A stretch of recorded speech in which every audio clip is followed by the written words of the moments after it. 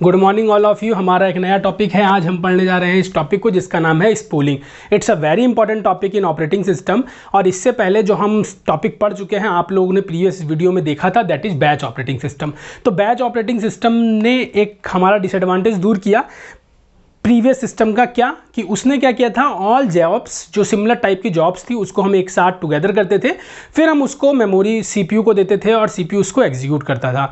तो वहाँ पे एक प्रॉब्लम ये निकल के आई कि जो हमारा स्पीड मिसमैच था, जो इनपुट डिवाइस थी वो ज़्यादा टाइम लेती है किसी भी डेटा को सीपीयू को देने में कंप्यूटर सिस्टम के अंदर, और फिर सीपीयू से आउटपुट जब हम लेते हैं तो these are actually basically analog device और ये डिजिटल डिवाइस होता है। तो हमारा बैच ऑपरेटिंग सिस्टम के अंदर बहुत ज़्यादा टाइम कंज्यूम हो रहा था लोडिंग और अनलोडिंग में।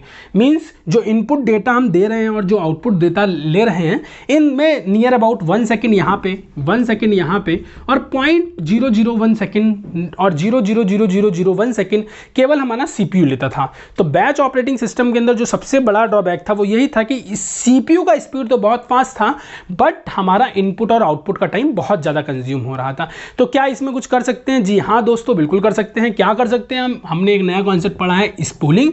स्पूलिंग में आप एक डिफरेंस देख रहे होंगे बेच फ्रेम ऑपरेटिंग सिस्टम और मेन फ्रेम में, कि यहाँ पे हमारे पास एक एक्स्ट्रा मेमोरी है जिसको हम डिस्क के नाम से जानते हैं। तो अभी तक हमारे पास मेमोरी बहुत लिमिटेड हुआ करती थी। उस लिमिटेड मेमोरी के अंदर ही हमारा ऑपरेटिंग सिस्टम होता था और उसी के अंदर हमारा प्रोग्राम आता था जिसको हम जॉब बोलते थे। जॉब आता था, जॉब क्या होता था, जिसके अंदर प्रोग्राम, इनपुट डेटा और कंट्रोल इंस्ट्रक्शन होती थी जो कि प्रोग्राम एग्जीक्यूट करता। तो यहाँ पे हमारे पास एक नया कॉन्सेप्ट आया है मेमोरी का, जो हमने डिस्क लेके आए हैं। तो यहाँ पे क्या है, हमारा मेमोरी का थोड़ा साइज इंक्रीज हुआ है, थोड़ा इंप्रूव हुआ है।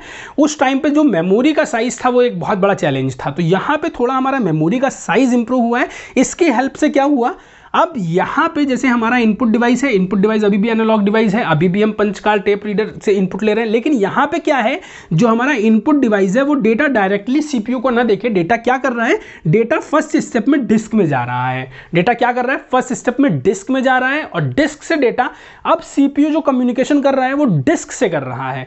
तो डिस्क से डेटा मेन मेमोरी में आ रहा है, वहाँ पे एग्जीक्यूशन हो रहा है, उसके बाद एग्जीक्यूशन के बाद वो वापस डिस्क में डाल दिया जा रहा है और फोर्थ स्टेप में डिस्क से डेटा आउटपुट पे जा रहा है। इससे क्या हुआ, इससे जो हमारा इनपुट डिवाइस से सीपीयू वेट करता था डेटा लेने का, उस मिसमैच को हमने दूर करने की कोशिश की है। हम यहां से डायरेक्टली डिस्क में डाल रहे हैं डेटा और डिस्क से डेटा सीपीयू कैलकुलेट कर रहा है, वापस सीपीयू डिस्क में डाल रहा है और वापस आउटपुट आ रहा है। इससे क्या हुआ, इससे जो सीपीयू का इंटरवेंशन है वो डायरेक्टली इनपुट और आउटपुट डिवाइस से नहीं है, वो डायरेक्टली कम्युनिकेट कर रहा है इस पर्टिकुलर डिस्क से। इस डिस्क से कम्युनिकेट करने से क्या हो रहा है कि स्पीड इसका फास्ट हो रहा है। कैसे, हम यहाँ पे हमारे पास जैसे एक इनपुट डिवाइस है, इस इनपुट डिवाइस से हमने डेटा डाला, तो हम क्या कर सकते हैं, हम मल्टीपल इनपुट डिवाइस, जैसे हमारे पास एक और इनपुट डिवाइस है, input device 2, input device number 3, input device number 4।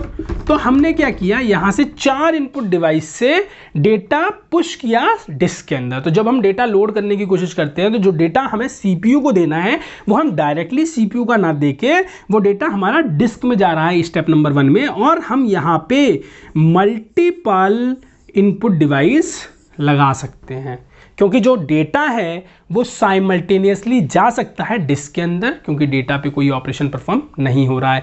तो ये जो डेटा है वो स्टेप 1 में, अब यहाँ पे 4 डिवाइस है, इन 4 डिवाइस की हेल्प से इनपुट कहाँ जा रहा है, डिस्क में जा रहा है। तो जब इनपुट डिस्क में जा रहा है तो यहाँ पे let suppose programme P1, P2, P3, P4, अब हमारे पास यहाँ पे 4 प्रोग्राम आ गए।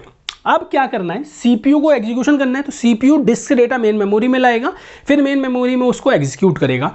तो सीपीयू ने, जैसे इनको मैंने एक साथ इस पे इनपुट किया, अब सीपीयू क्या कर रहे हैं, सीपीयू इन डेटा को पिकअप कर रहा है, एग्जीक्यूट कर रहा है, वापस सेंड बैक कर रहा है, और ये यहाँ पे तो multiple output device can also be taken. तो इसको हम पॉइंट बाई पॉइंट समझते हैं। स्पूलिंग क्या है, स्पूलिंग का कॉन्सेप्ट क्यों इंपॉर्टेंट है, तो हम इसको हम पॉइंट देखते हैं। स्पूलिंग को हम बोलते हैं साइमल्टेनियस पेरिफेरल ऑपरेशन ऑनलाइन। तो यहाँ पे मल्टीपल पेरिफेरल ऑपरेशन साइमल्टेनियसली हो सकते हैं ऑनलाइन विथआउट।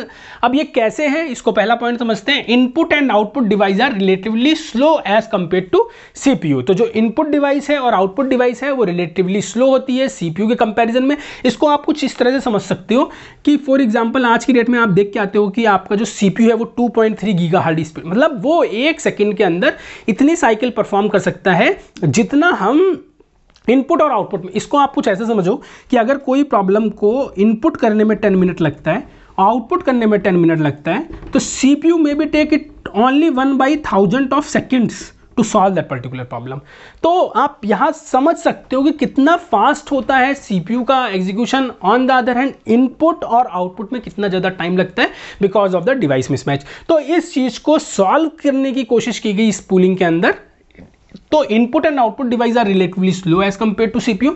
हम इसको कैसे सॉल्व कर रहे हैं, हमने यहां देखा है in spooling data is stored first on the disk and then spooling is capable of overlapping. हम यहां ओवरलैपिंग कर सकते हैं क्या, input operation for one job with CPU operation of other job. यानी कि यहां पे हमने P1, P2, P3, P4 डाला, अब यहाँ पे कोई एक और इनपुट डिवाइस में जाना चाहता है तो वो जा सकता है। अगर यहाँ से कोई एक और इनपुट हमें P5 प्रोग्राम डालना है, वो P5 यहाँ पे साइमल्टेनियसली यहाँ पे जा सकता है। एट अ सेम टाइम किसी डिफरेंट प्रोग्राम को P1 में भी CPU एग्जीक्यूट कर रहा है और P5 इनपुट डिवाइस इसमें लोड कर रहा है। तो एट द सेम टाइम हम दो ऑपरेशन परफॉर्म कर रहे हैं, इसीलिए इसको क्या बोलते हैं, simultaneous peripheral operation online. For example देखो, spooling is capable of overlapping input operation for one job with CPU operation of other job. तो इससे क्या होगा, इससे हमारी स्पीड फास्ट होगी, इससे हमारा एग्जीक्यूशन फास्ट होगा। अब यहाँ पे आपको लेट सपोज यहाँ पे इनपुट डिवाइस 10 है, तो अगर हमारे पास 10 इनपुट डिवाइस है तो हम डेटा जो है वो फास्ट तरीके से डिस्क में डाल सकते हैं, और जो CPU है वो ईजिली और कम समय में, जैसे कि अगर हमें 10 डिवाइस से डेटा अपलोड करने में लेट सपोज अब हमें 10 प्रोग्राम डालने में 10 सेकेंड लगा या 10 मिनट लगा, और पहले हमको एक ही प्रोग्राम में 10 मिनट लगता। अभी हमें 10 प्रोग्राम अपलोड करने में, इसके अंदर इनपुट करने में 10 मिनट में हमने 10 प्रोग्राम्स डाले। तो अगर हम इनपुट डिवाइसेस बढ़ा दें तो हम यहाँ डिस्क में बहुत कुछ लोड कर सकते हैं। फिर उसके बाद जो CPU का स्पीड है that is too much fast, तो CPU बहुत जल्दी प्रॉब्लम को सॉल्व करके वापस थर्ड स्टेप में वो डिस्क में डाल देता है। उसके बाद डिस्क से वापस मल्टीपल आउटपुट डिवाइस लगा के हम डेटा को रिसीव कर सकते हैं। तो जो हमारा थर्ड पॉइंट है दैट इज कि you can do simultaneously the operations. तो यहाँ पे आउटपुट भी जा सकता है, उस टाइम CPU कोई इनपुट परफॉर्म कर रहा है, लेकिन एक चीज़ ध्यान रखना, एट ए वन टाइम केवल एक ही प्रोग्राम CPU एग्जीक्यूट करेगा। उसका स्पीड फास्ट हो सकता है बट एट सेम टाइम वो सिर्फ एक ही प्रोग्राम एग्जीक्यूट करता है। तो ये जो कॉन्सेप्ट है, इस कॉन्सेप्ट को हम स्पूलिंग कहते हैं। इसका एडवांटेज क्या है, CPU utilization is high, no doubt. पहले हमारा CPU आइडल होता था, वो बहुत समय तक आइडल बैठता था। आज हमारा CPU आइडल नहीं है, आज हमारा जो CPU है वो बहुत टाइम तक एग्जीक्यूट कर सकता है। तो इससे हमने CPU की आइडलनेस को कम किया है, और जो CPU है वो ज़्यादा बिजी है। जितना CPU हमारा बिजी होगा उतना हमारा थ्रूपुट बढ़ेगा, उतना हमारा परफॉर्मेंस बढ़ेगा। तो हमारा जो CPU के गोल है, जो हमारा ऑपरेटिंग सिस्टम के गोल है, वो क्या थे, इफिशिएंसी और यूज़र फ्रेंडली। तो कुछ इंप्रूवमेंट हुआ है as compare to batch operating system. Next operating system हम लोग पढ़ने वाले हैं multi programming operating system. Thank you all, bye.